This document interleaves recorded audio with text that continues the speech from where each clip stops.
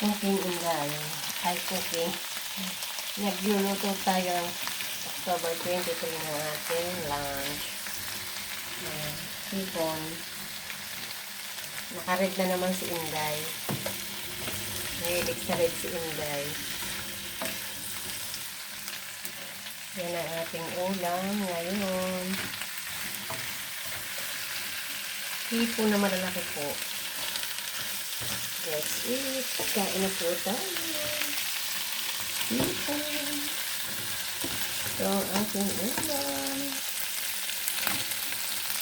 Lalaki ng hipon.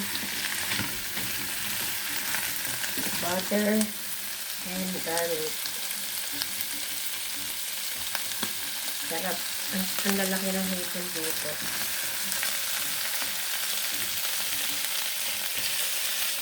Cooking. Ayan na. Bango.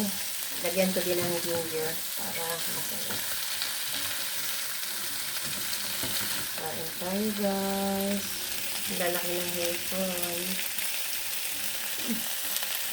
Paborito mo ba yung hipon? Paborito niyo rin? Masarap.